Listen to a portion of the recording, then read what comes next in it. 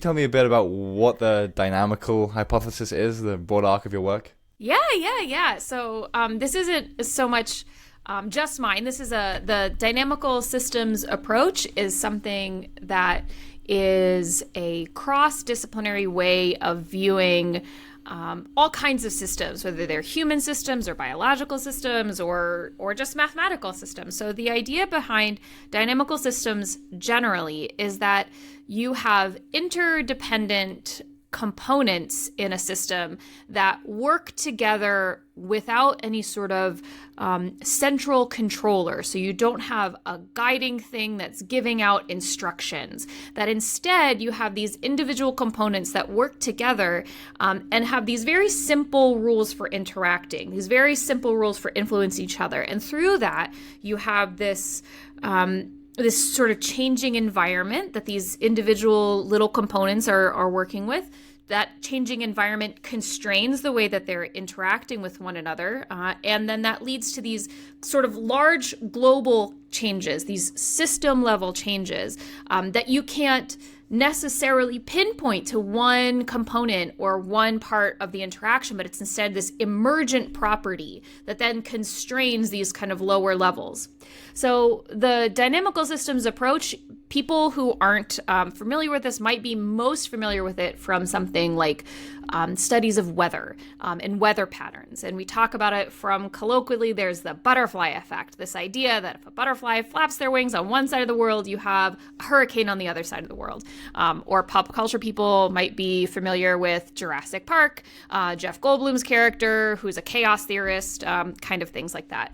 But while these are studied broadly in a lot of other areas in psychology, it's become much more influential as well of thinking about individual people as themselves being dynamical systems or groups of people being dynamical systems. And so the idea of the dynamical hypothesis is that we should understand cognition, behavior, originally sort of at the individual level, but increasingly pushing, like I said, towards a social or interpersonal level, or even society level, that we have these we need to be understood as a system that changes over time. And that context, the goals that we have, the ways that we're interacting with people, other people that we're interacting with people, or our own individual sorts of experiences all influence the way that we behave. So we're not sort of machines that do the same thing in the same context, regardless of who we're with or what we're doing or what time of day it is or how hungry or full we are, or the conversation that we just had before this. But that all of those instead really shape our interactions in these ways that are not necessarily always obvious, but are nevertheless real. So if I understand, maybe making a caricature of the situation. Yeah. Before we might have thought dynamical systems, say, systems like the weather, these kind of really complex systems where the little parts are really influencing the whole in a sort of reciprocal way. But then maybe recently we're starting to think maybe people and their interactions, they're more like that, and we should start thinking about them like this. So yeah, exactly. So you see a bunch of different people throughout the sort of arc of psychology and other sorts of areas having ideas like this that have been very influential, but the sort of formal way of talking about it as the dynamical hypothesis for cognition is sort of maybe most well known from a paper from the late 90s by Van Gelder who talked about this. And so not that he was the first person to propose this or anything, but sort of that kind of kicked a lot of things off in a bunch of different areas. So not that other areas didn't acknowledge the importance of time and context in different ways, but that was a sort of formal talking about it that emerged then and then has become increasingly influential since then. What was the way we used to think about, I guess, there's obviously loads of different schools, but what was the previous approach not thinking about them in dynamical systems? So, and how does that change when we start thinking about people in these terms? Yeah, I think that a lot of approaches took an idea of people as being sort of like computers. So the mind is computer metaphor, or the person is computer metaphor, has been something that really exploded more from the time in place where computers themselves were starting to get their sort of big day in society, and thinking about these individual pieces that are sort of like, you can break down a system just like you can break down a computer into a series of boxes and arrows, and you can say this thing affects this thing, and then that in turn goes on and affects this thing in a very linear kind of way.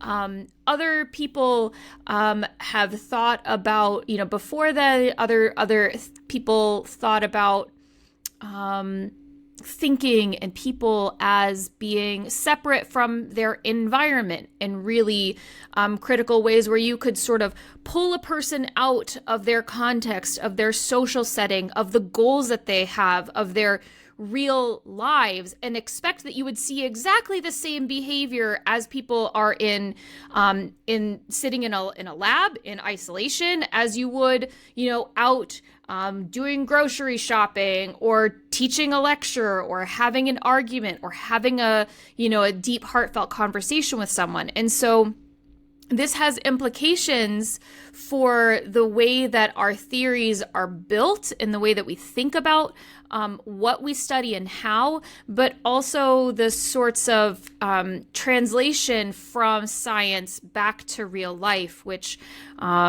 we see a lot of large-scale social changes happening that we need to be thoughtful about. And psychology can be better able to answer some of these questions and help address them if we think about, again, what it means to be a person in these different settings. So I don't know if that really answered your question, but, yeah. Off the air, we were talking about how, say, people talking over Zoom on video cameras, that's different to speaking to someone in person. I mean, obviously we know it's different, but it's obviously like, what are the relevant, important differences? Yes. And you might say, no, well, actually it's genuinely really important, and we're trying to figuring out the ways in which that it is important.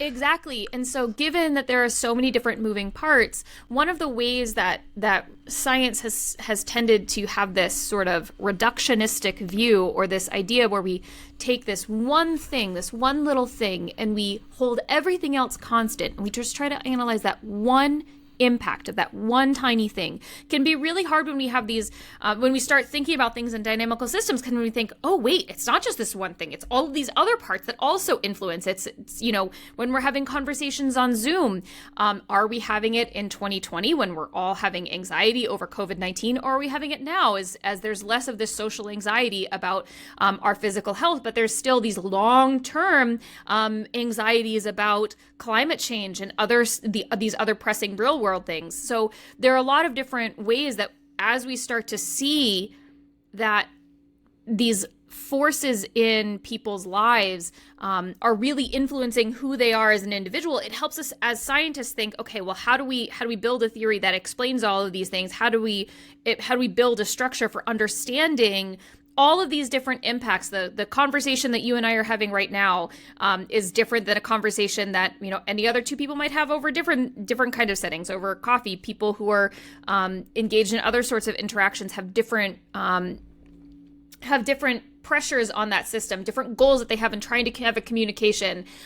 Different people have different things on their mind from before they started this conversation. So I think that is a really sort of, once you start thinking about the implications of the dynamical systems perspective, it can be really sort of overwhelming from a traditional experimental approach in psychology, or most of science, of the traditional scientific method. But it's also really exciting and freeing, because it helps us sort of ask these new questions that are potentially really transformative to the way that we think about understanding our world.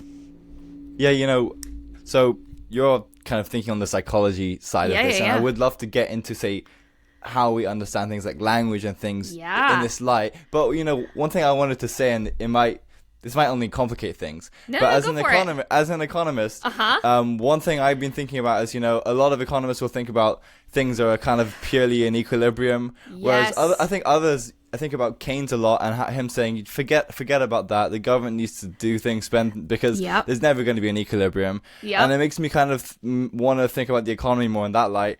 There being sort of transition points, and as you say, you need to think about the entire context of what are the people in COVID, how are they thinking, which again, some people would in economics would really emphasize, and other people like forget about that. The individual people don't matter, and they're both kind of right. You know, in a way, when you think about the total system. So it's really kind of fascinating.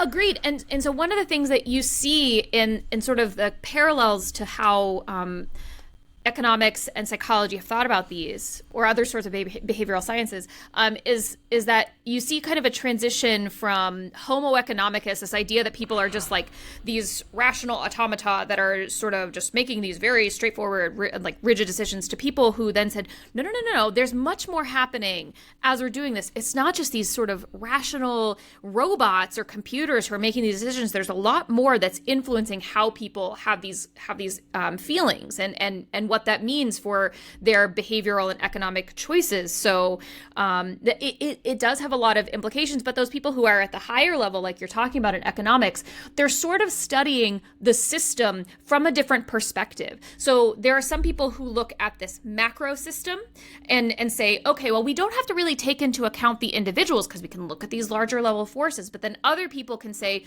no, we got to look at these at this sort of micro level. And if you think about it from a dynamical systems perspective, both of them, like you said, are kind of right because they're describing the system at different levels. But a full picture of what that system looks like, even though you might be an expert at just one level, because I mean, heck, we can only be all experts at one sort of a slice of a thing, but a full accounting for it really does need to explain all of the levels and how those levels interact. So it's not that we're saying throw out all of your previous theories, throw out all of the work that we've done. It's saying, hey, how do we come up with one unified explanation that talks about the interconnectedness across those levels? Yeah, when I was reading your work, or a paper on the dynamical hypothesis in general, broad arc of work in general, and you talk about how, we might have thought in the past of people being,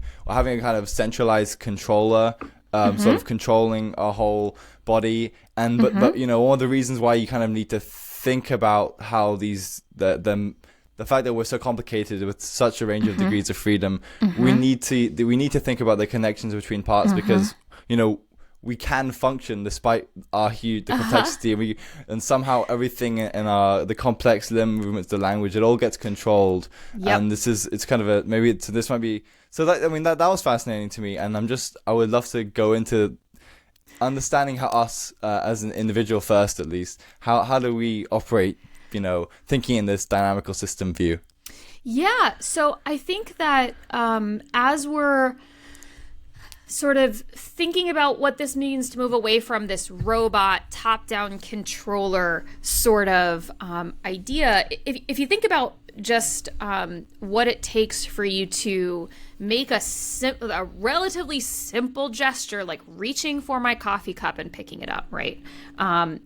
There are so many muscles, there are so many nerves, there's so much that we're doing with our bodies as we're making that grasp, that if you think about someone trying, like a brain serving as sort of a robot that is doing these micro calculations for what you need to do and how far you need to move forward and all of this, the time scale of that action, how long it takes for you to reach and grab, is so fast that you couldn't really, when we look at the way that our the time scale of our nerves, of our muscles, the incoming, so the different muscles that tell the different like commands out to the muscles, and the different the sort of ways that our senses go back to tell us what we're feeling and what we're seeing and everything like that.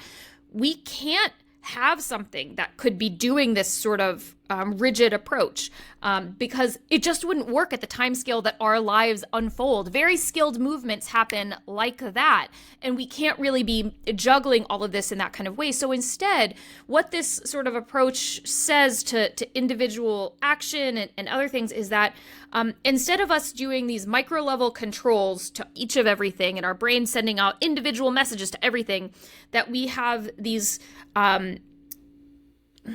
sort of groups of muscles or these groups of movements and other things like this when we reach out to grab, where they're kind of acting kind of on their own, where we're talking about, okay, well, there's this, there's a way that our bodies are sort of moving as part of us for us. And so with that, we are able to dramatically reduce the amount of control that our brains need to do, because we're not just our brains.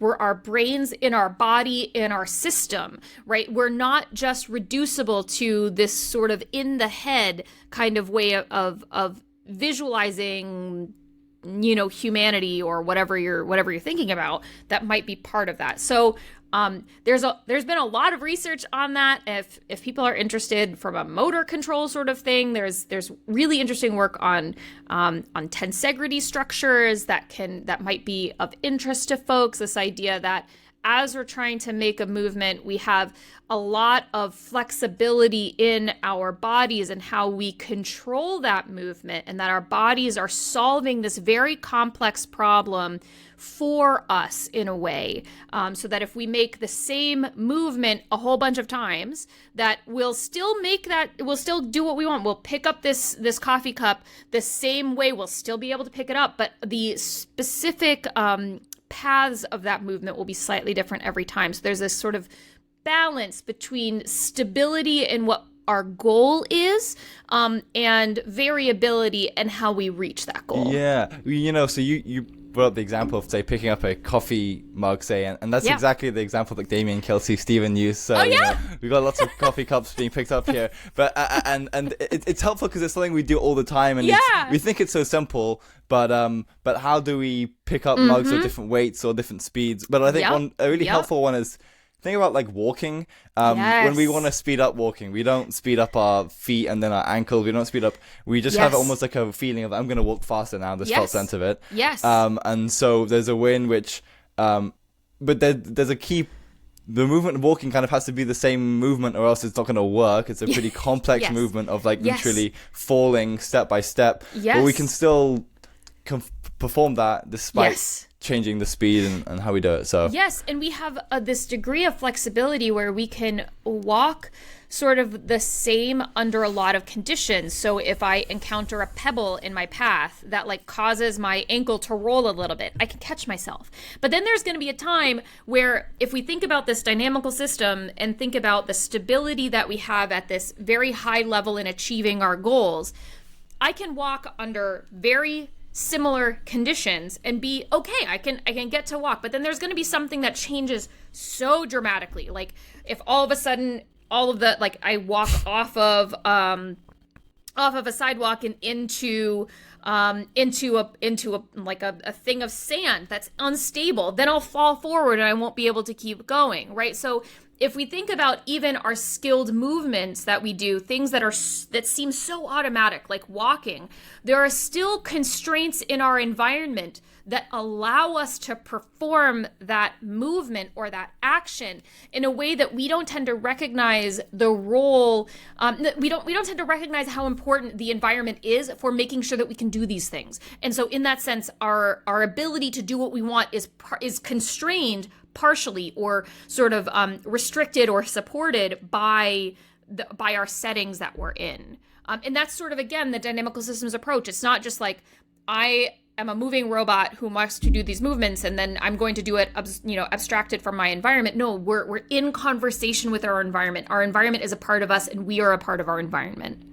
Yeah, and you were telling me off the air about, imagine we're speaking to someone and we're using not just the visual cues, but the sound, or the way the lips are moving, and just their face and and also the tone of voice and all these different cues. Yes. And so it kind of emphasizes how all the different parts kind of cohere, and so that's I guess, well, that's different. That's multiple people. So maybe what is the angle there? Even understanding language, Yeah, so the thing that I think is sort of beautiful about the dynamical approach is that, just like I said, that in economics we need to explain the sort of society level and the individual level, the same is true as we start to think about psychology, right? Like, we don't have to just go from the individual person reaching for coffee cups or, taking a walk or other things. We can think about how those same principles extend across individuals, because we're also not just individuals in isolation.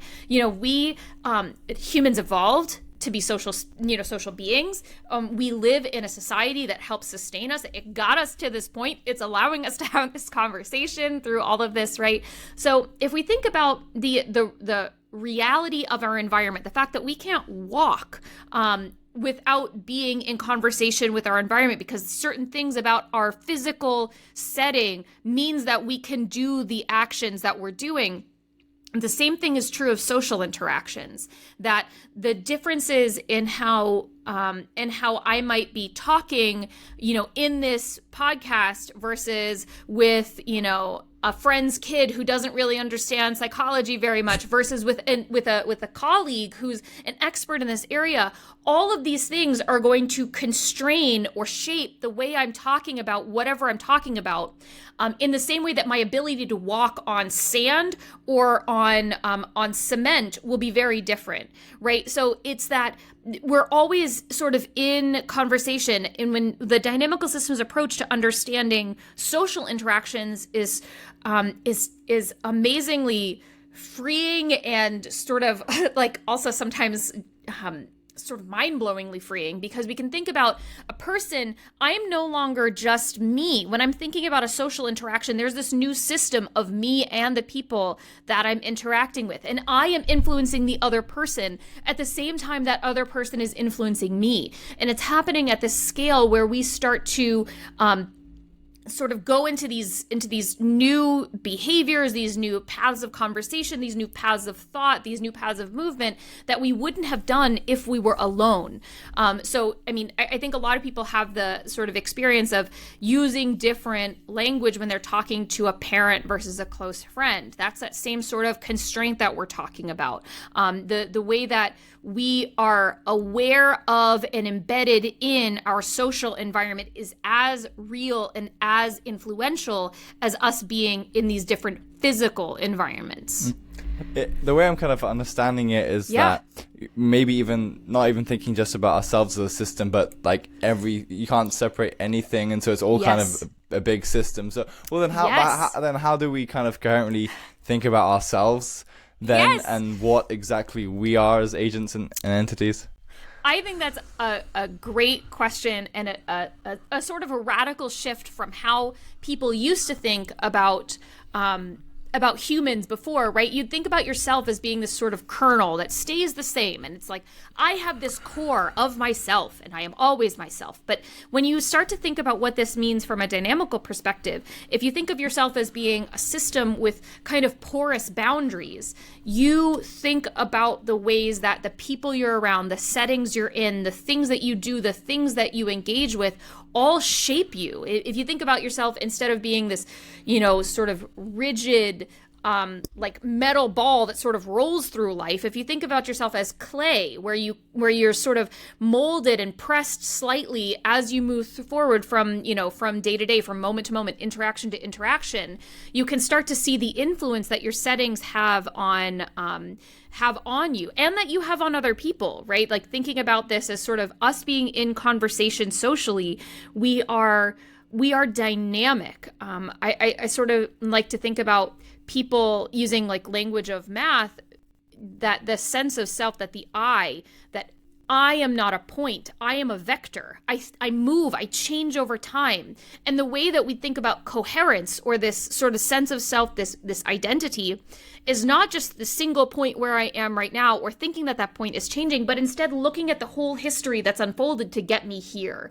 I am all of these changes over time. And again, dynamical systems are systems that change over time.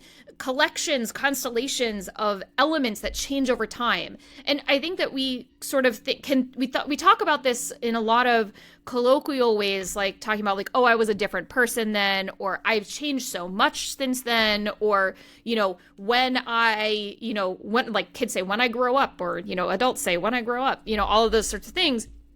We recognize that there are these changes. And so I think that what's helpful to understand from the dynamical systems perspective is that it takes those sort of colloquial understandings and says, no, give those reality. Like you are constantly changing. You are constantly evolving as a person. You are constantly changing and being changed by your environment. And again, that's another sort of part of the dynamical systems approach, where we talk about the changing environment and how individual elements can change the environment, which changes those sort of global structures through emergence. The same thing is true of us. Just because we're sort of clay that's being molded by our environment, we're also molding our environment. We have the ability to sort of create and sustain those changes that we want to change in ourselves. So I think that it can be sort of daunting, like, oh, what does that mean if I'm constantly changing? Like maybe that might make some people feel sort of unsettled, but it's also sort of freeing in that you can change, you can adjust that and do things to shape your environment, to shape who you are as well.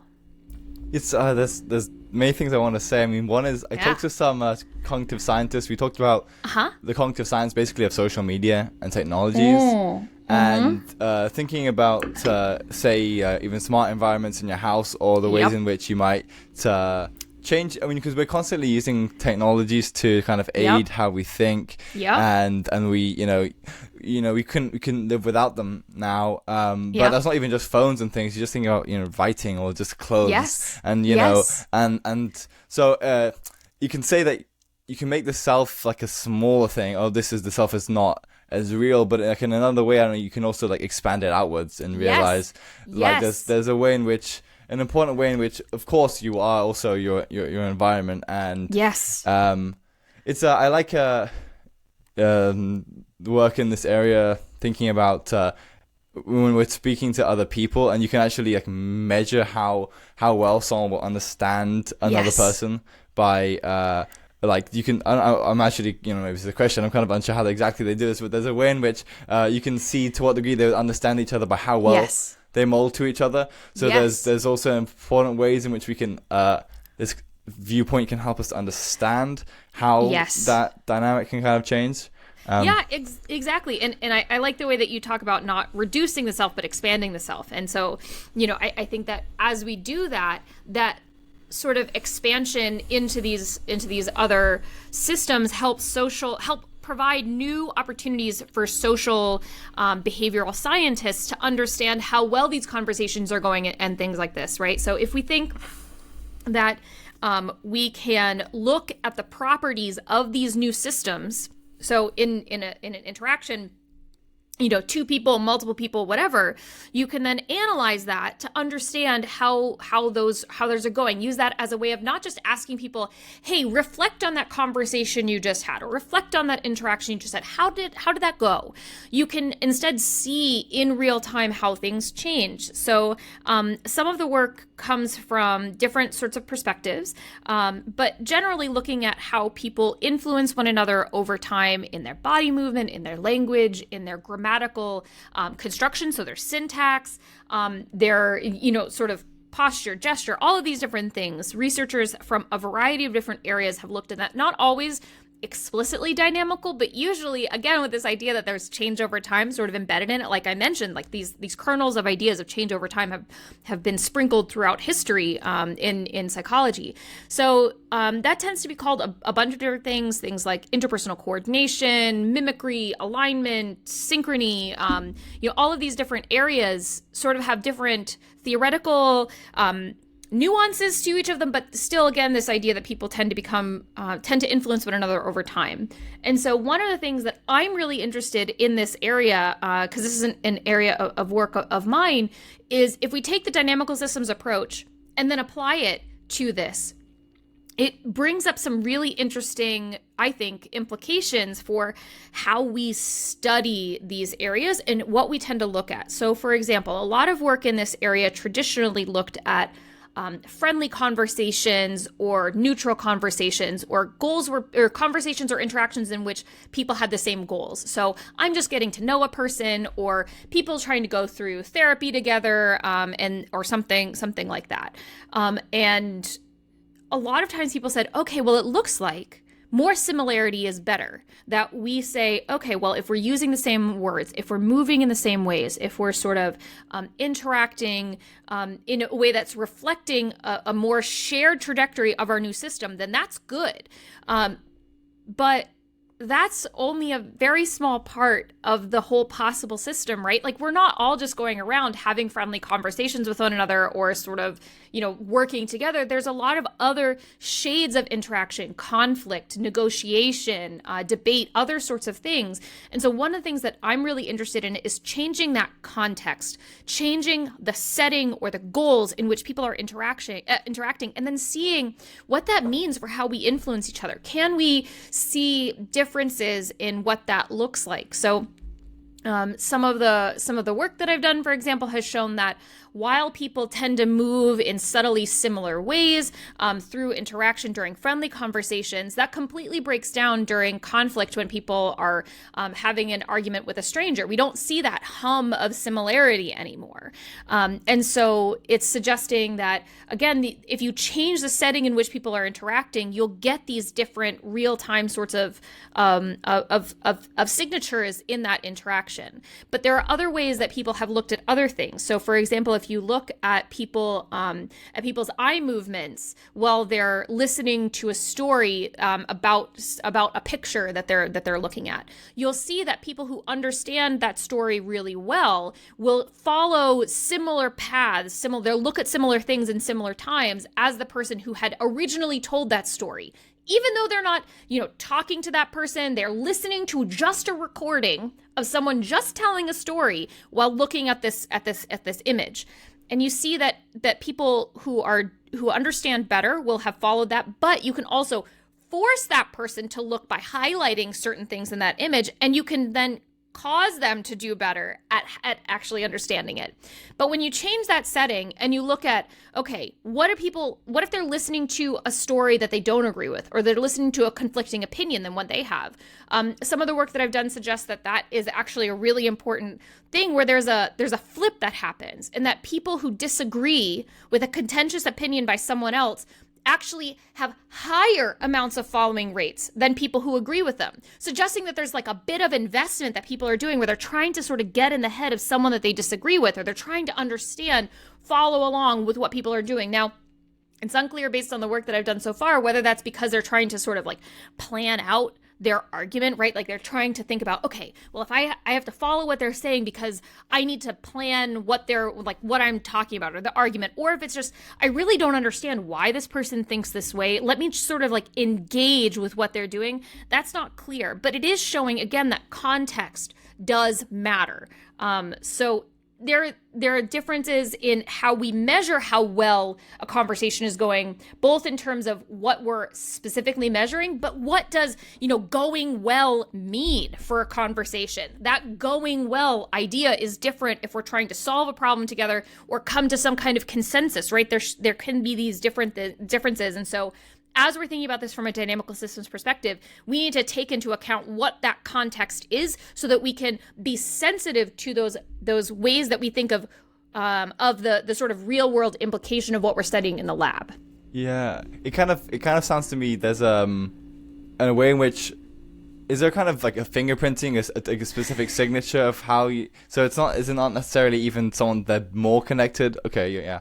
But it's okay. Like there's work that's being done, like, not just me, but other people who are arguing for this sorts of thing, that we need to see what that fingerprint looks like, because so far everything has been studied as just one sort of behavior or just two behaviors. Like we were talking about, like you referenced earlier of our pre-recording conversation, that when we're talking to people, we're not just sort of like hearing what they're saying. We're hearing what they're saying. We're seeing what their faces are doing. If we have sight, there's all of this different way that we connect these multimodal communication behaviors to understand the whole totality of what this interaction is. And all of those do impact our impression of the conversation, of our like real-time conversation, interactions ourselves, everything. And so researchers are trying to say, wait, we can't just reduce this down to just language or just movement or just emotion. We really need to think about how they all influence each other, because they should,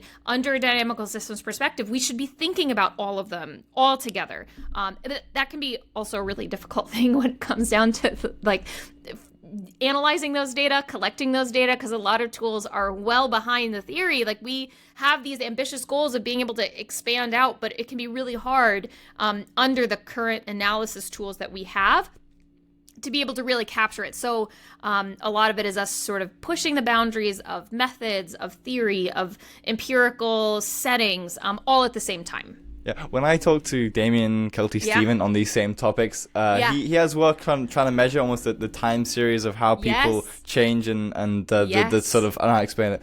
And maybe I should ask about that. I don't know if you can understand it. So I talk to him, but it's still hard to understand. But there's an important way in which you can measure like the relation between, say, the movement of the different parts of the body or between people.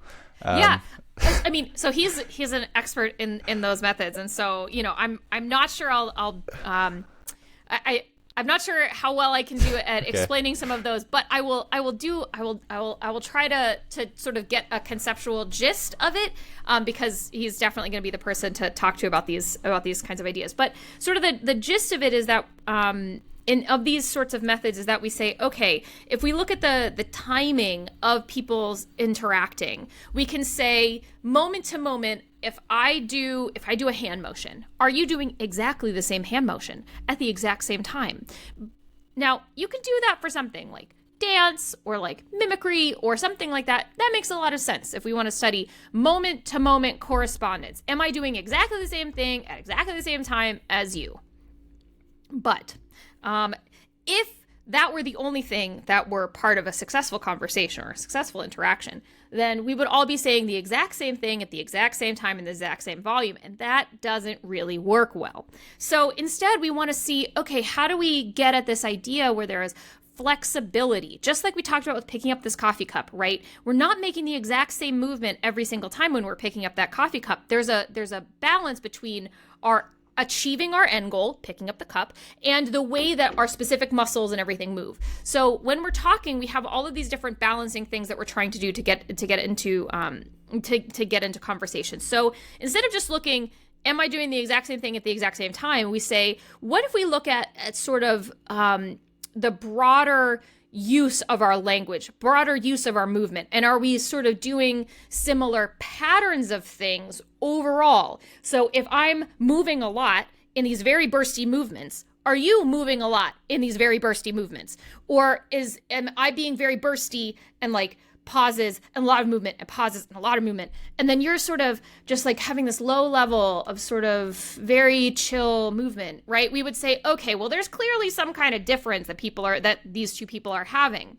And the analysis techniques that we want to look at take into account not just what exactly is happening right now, but what are these overarching patterns? Am I, as we're having this conversation, am I becoming more smooth and more fluid and you're becoming more bursty until we kind of get into this middle ground where you've influenced me and I've influenced you, and we can see those sort of signatures change over time. Does that, I don't know if that did an okay job of sort of explaining the conceptual underpinning of it. If I didn't, it's helpful because, I mean, you couldn't have the criteria be so on exactly the same thing, because that's well, first of all, it's too difficult. Like, it's maybe only in dancing or something would that work, but anyway, it's not helpful. So okay, expand that a little bit and then just see the kind of sort of the speech patterns and the way people are interacting. Okay, and from talking to people like Damien, we talked about how that kind of again, you can kind of measure that, and it can help you see how well people will perform in tasks. Yes, exactly. So and this is one of those things where there's a lot of work that's inspired by other kinds of dynamical systems work, where we say, okay, there's this thing that other people have proposed in other dynamical systems. If we think about humans as dynamical systems, can we take that hypothesis and test it in humans to see if we can explain that? So there are degrees of similarity, of sort of overarching similarity, not moment to moment, but sort of general patterns and distributions of patterns that would suggest that in dynamical systems, there's really good communication between two systems. There's good, kind of communication between them. And we can test those same things in humans, which is a kind of a question that people are doing right now and trying to move that forward. So we can definitely look at those patterns to see if that looks, sort of similar. And yeah. I'm kind of interested. We talked a bit about at the start about on an economy-wide scale, kind of trying to think about the genuine ways in which people are related. So I mean, there's like a researcher that writes about tight and loose cultures, and I don't know if you know this. No, so I'll send it to you. I mean, it's fascinating because I mean, people often think about like individualistic versus sort of collectivist cultures, but and she's like, that is an important dimension, but like almost another axis you could think about people as like the way in which, like, just like fewer norms, they're more relaxed, they don't care, and they're like, one example they give for that is like New Zealand. They don't mind as much, whereas you go to like Japan and like you cannot litter, and and the police like have nothing to do, and they're trying to get people to commit crime so they have a job, so oh my God, there's like a way in which you can. And it's strange because it's hard to categorize, but it makes sense when you think about like the relations, because this person was talking to another economist, and the economist was like, but like, is this actually a real thing? Because I mean, like, in the sense that you can talk about New Zealand and be like, oh, they're a loose culture because they wear flip flops and wear no shirts in like a supermarket, fine, but then in another setting they might be very polite. In their homes and stuff, and so you could say, so the way this researcher was kind of framing it is that, like, there are like almost equilibrium of like there are certain zones in society that one culture will allow. Okay, we're going to be more free here. We're a bit more relaxed. Whereas in another zone, we care. We're more strict. So like there's almost like a. You can't be strict and rule abiding everywhere. So there's almost like a way you can kind of measure that. Go on. I mean, from a dynamical systems perspective, and thinking about this, so one of the things that we talk about with dynamical systems is the way that systems settle into patterns. We call them attractors. And what that means is that the system is sort of pulled into doing a thing, and it's something that's like a little easier to maintain. It's something the system wants to go to, if we kind of anthropomorphize it that way, because it's a little easier for it to maintain itself. But with that, we also talk about what's known as hysteresis. So it's sort of the memory of a system, the fact that a system traveled through a specific setting of states to get to a place. And so what I would argue, it seems a little bit reductionistic to talk about different cultures being tight or loose in sort of that sense, but instead to talk about the sorts of things that it cares about. Because, right, if someone went around to New Zealand and started, in this description, enforcing other norms to people, you would very quickly realize, I think, that there is a social norm.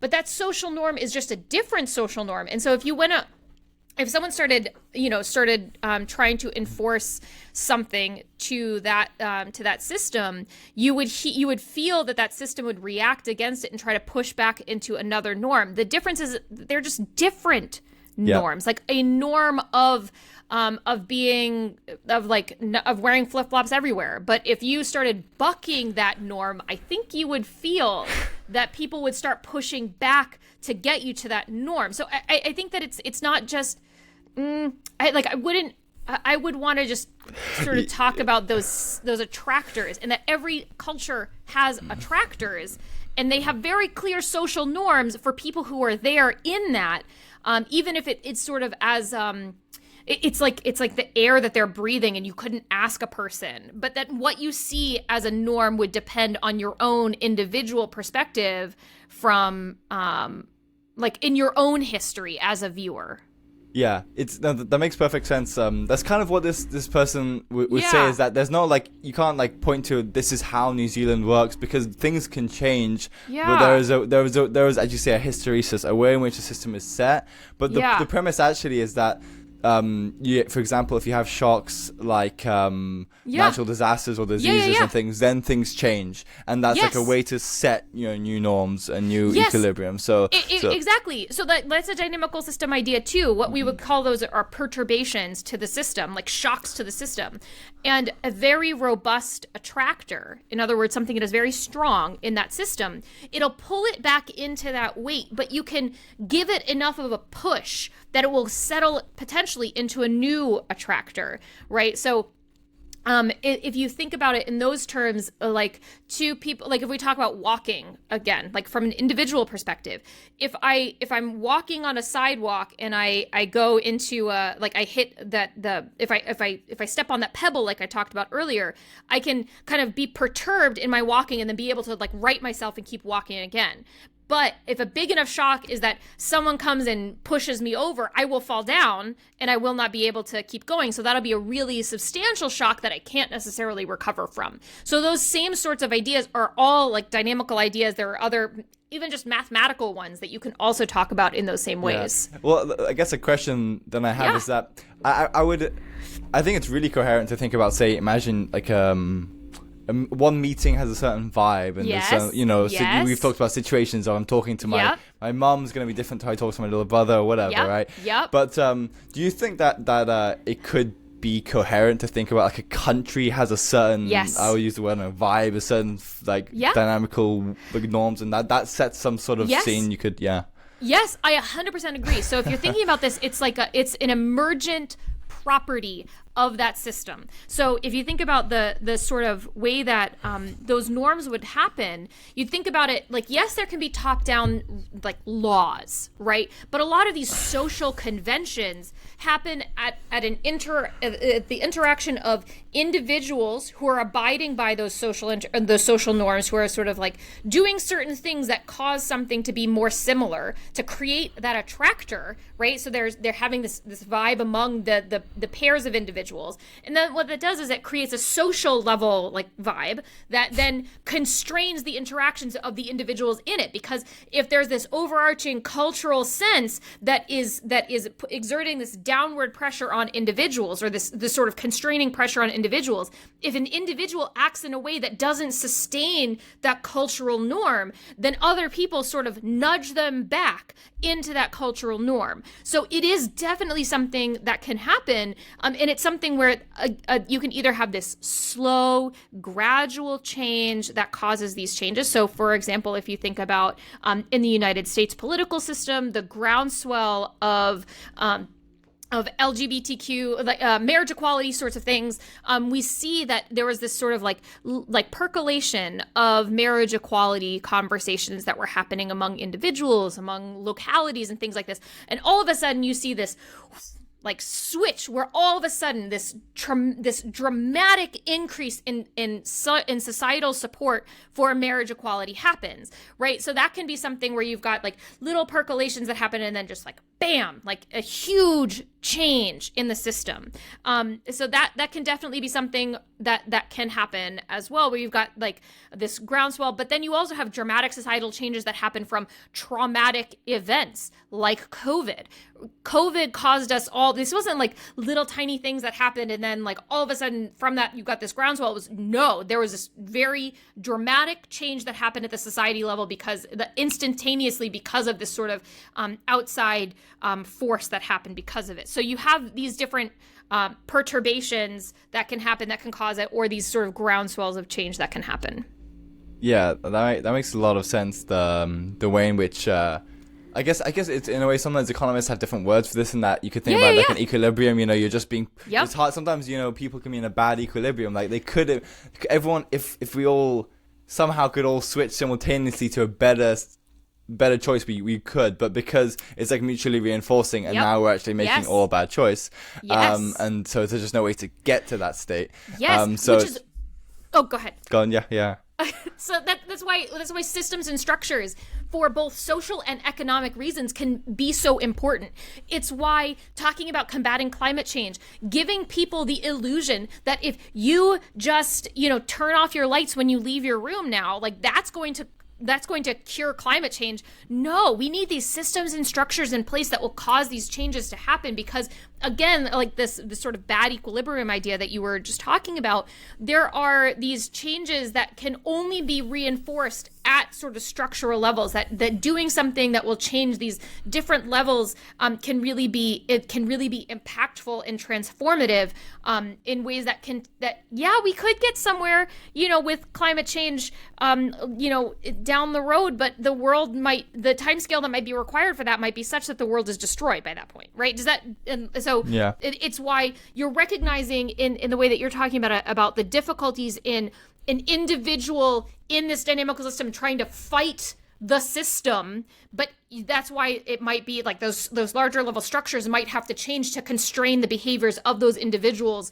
that are then causing the system to be in this new sort of state. A final thing I wanted to ask you about would be, because it seems that the way we navigate the world then is this way we're so coupled to it, and I'm just wondering if you have anything to say about how this might relate to how we design things like AI and like systems like this, and like how they might have to be like and how they would relate to us. I mean, there's so many angles, but there's anything to say. I think about this in a lot of different senses.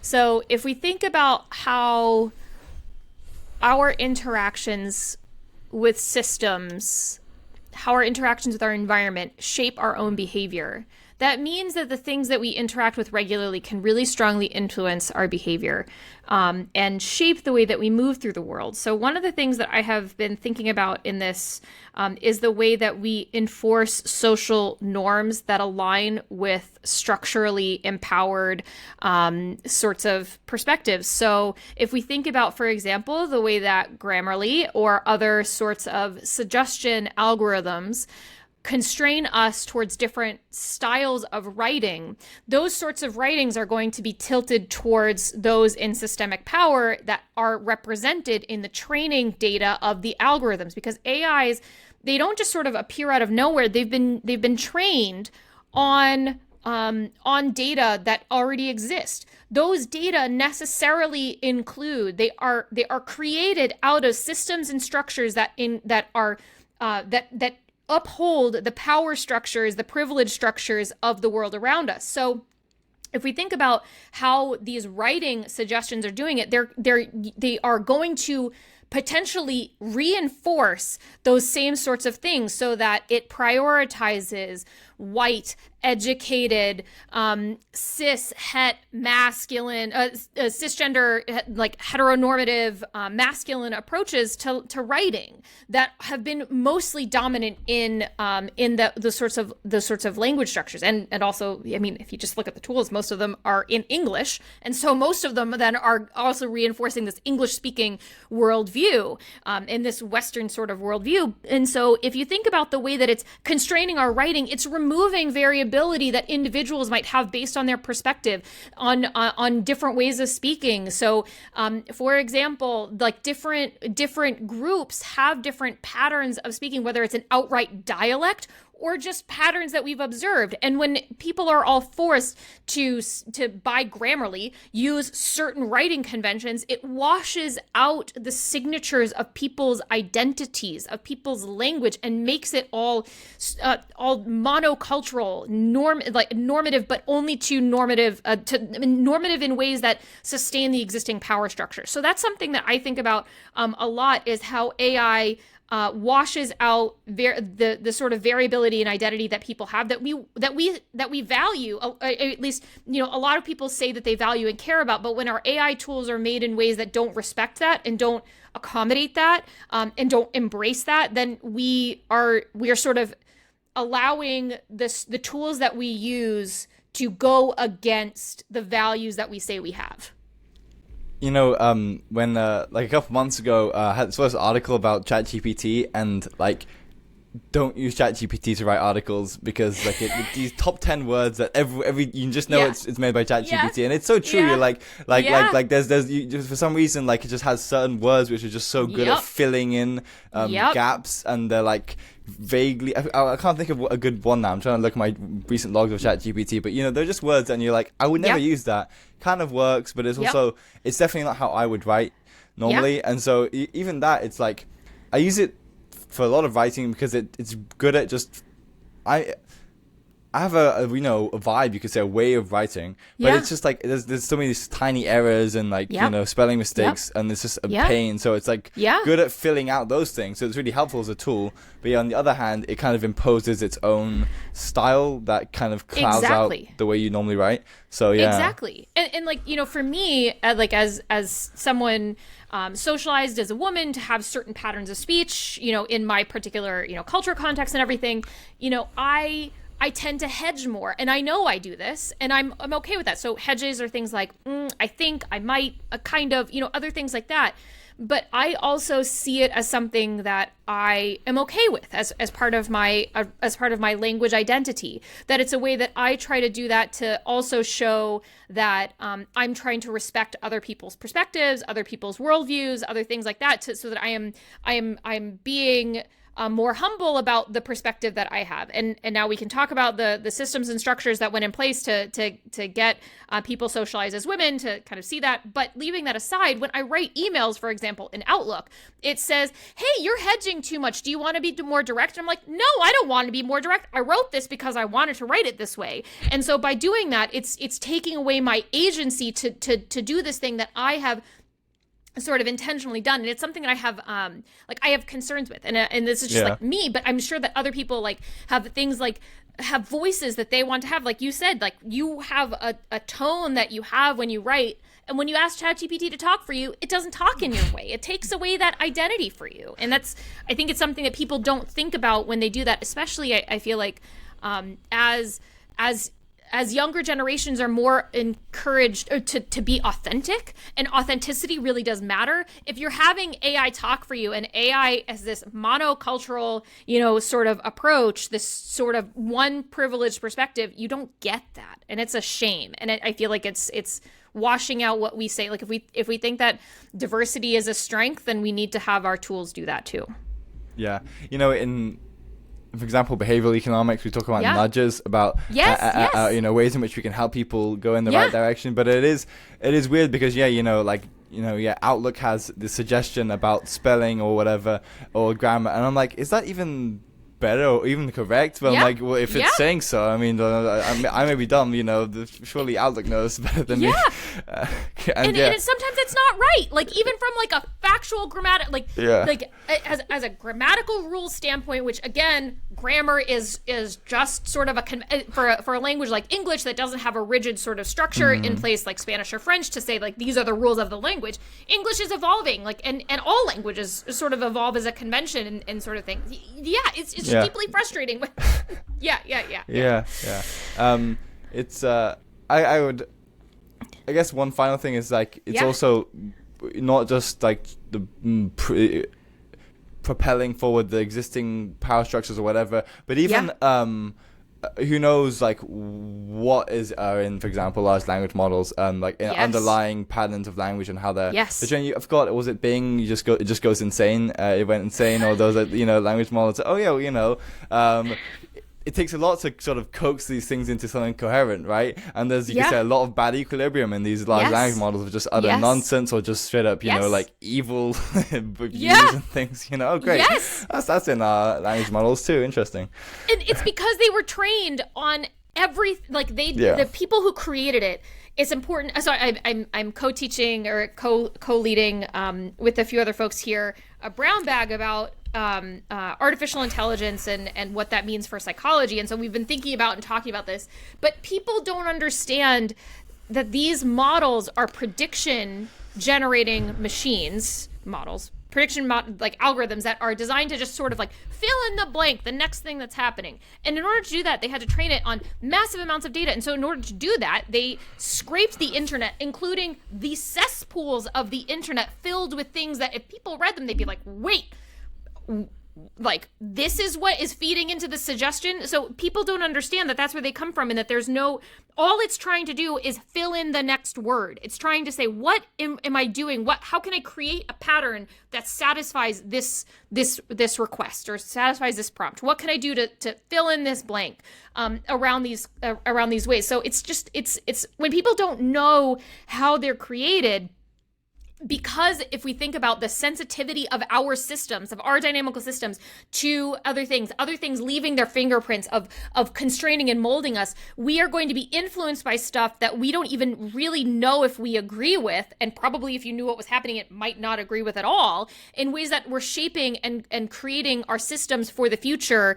And we might want to be more thoughtful about how we include that, so that you're saying, do I really want to be nudged in this direction? Do I really want my system constrained in this way? Or do I want to be more thoughtful in the curation of my future self? So I don't want to keep you for much longer, but just one final thing I'll say is these kind of ideas, I think about them so often, and it makes so much more sense of the world. Like, for example, like my friend recently keeps complaining, I live in this awful part of London, it's really killing my vibe, I need to move cities, my dreams are telling me I need to move cities. And I'm like, sometimes I'm like, stop, who cares where you live? But then other times I'm like yes! Actually maybe it actually does change kind of who you are, what you decide to do, and yes, 100%. And it's constantly on my mind as I'm in a classroom, or one lecture has this certain feel, or now the lecture, why is it today slightly different? And yes. So most definitely the people you're with, the environments you're in, the setting, the frame of mind that you bring to it, the frame of mind that you're in because of the last setting you were in, all of those things shape all of it. So where can people find your work, and is there anything more you want to say? So first I want to say thanks so much for reaching out and everything. This is super exciting. This is a very freewheeling kind of conversation, and I loved all of it. Like, I love talking about all of these different implications. My work you can find at my website, which is woefully out of date, but it's there. alexandrapaxton.com. Go over to Google Scholar. If folks don't know about Google Scholar, PSA, you should go to scholar.google.com and find scholarly works in the same way that you would Google for something else in some other way. They even have like links to open access articles. I try to make everything that I can open access so you don't have to pay for things. My email address is also on my website. Like, feel free to reach out. I'm not on socials because I can't. My system cannot handle that. So I curate that out of my system. So yes, very helpful. All right, I should do that. Thank you, Alexandra. Yeah, thank you so much. Appreciate it. Awesome.